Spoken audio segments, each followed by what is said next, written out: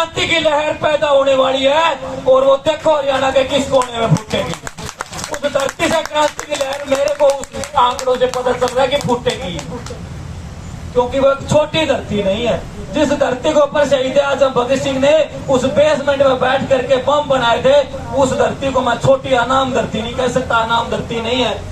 और सिरसा एक ऐसा केंद्र है जिस केंद्र के अंदर 1857 की क्रांति ने एक नया रूप लिया था। हमारे बीच में बैठे हुए हैं एक मुस्लिम भाईजान, और वही मुस्लिम भाईजानों ने सिरसा के अंदर, आप हरियाणा का इतिहास पढ़ के देखो तो सिरसा के अंदर रानिया ऐसी जगह है, वहां उन मुस्लिम भाईजानों ने विद्रोह किया था।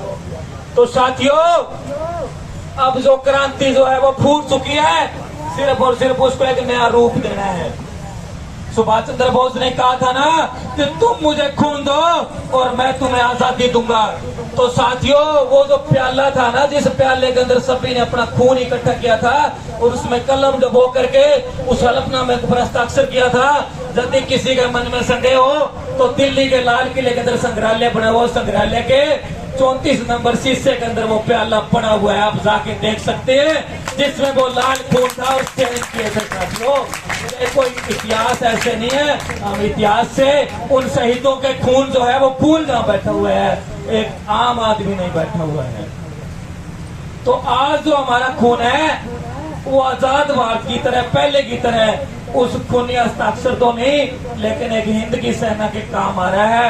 आज हम बाढ़ की ड्यूटी दे रहे हैं, तो वही ड्यूटी मैंने आपको बताया था 1923 में जब कलकत्ता में बाढ़ आई थी, तो नेताजी सुभाष चंद्र बोस जो है वो 6 महीने की सजा चित्तरंजन दास के साथ काट के अपने घर आए थे और अपनी माँ को कहा था, माँ समाचार पत्र लेके आओ, मेरे को समाचार पत्र पढ़ के देखना है। और पढ़ के देखने वाले उस नौजवान ने क्या देखा कि समाचार पत्र के पहले पेज के ऊपर ही लिखा हुआ था कि कलकत्ता में भारी बाढ़ आई हुई है और जनता में तहस बहस बची हुई है। तो साथियों, कहीं तो एक माँ खुश हो रही थी कि मेरा बेटा आज जेल से रिहा होके आया है, और कहीं एक बेटे के मन के अंदर एक भावुकता तोड़ रही थी, उसकी आंखों में दर्द था कि मेरे को जो बाढ़ पीड़ित है कलकत्ता वाले, उनके साथ खड़ा होना चाहिए, उस बाढ़ से उनको बाहर निकालना चाहिए।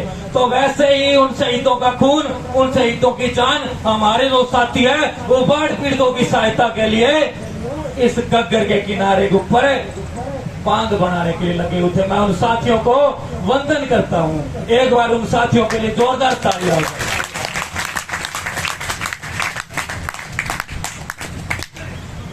तो साथियों, हमारी जो इनकलाबी लड़ाई है वो सिर्फ और सिर्फ इस संख्या बल से साबित होगी, क्योंकि इस संख्या बल को नकार दिया गया है, इस संख्या बल को 100-200 का नाम दे दिया गया है। और सरकार को चेता दो कि 100-200 तो हमारे पास नारे लिखे हुए हैं, हम वो नारे बोलते हैं, 100-200 संख्या बल नहीं है।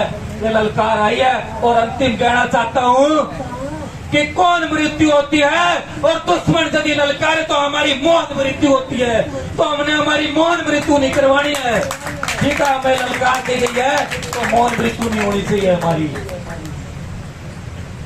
साथियों, हम वो तबका बैठा हुआ है जहाँ जिसने आज कलम छोड़ी है, लेकिन जब उसने अपने विचार छोड़ने शुरू कर दिए ना, जहां से इस मन से विचार छोड़े, तो भगत सिंह ने कहा था कि मेरा एक एक विचार जो है वो तलवार की धार है, तलवार की धार जिसमें हथियार उठाने की आवश्यकता नहीं पड़ती।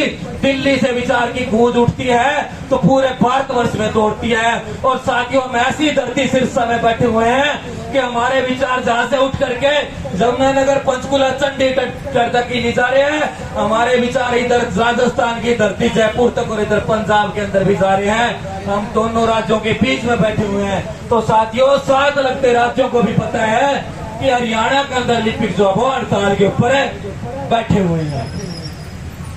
तो चेता दो सरकार को, इतनी गूंज उठनी चाहिए कि हमने जहां से इस मंच से 35-400 जो हमारा है वो लेकर के जाना है। मैडम सरोज बैठे हुए हैं शहीदों के परिवार से। पेड़ा राम जी के बारे में इन्होंने बताया कि उन्होंने 101 साल और 30 दिन की जेल जो है वो शहीद आजम सरदार उधम सिंह के साथ करती थी।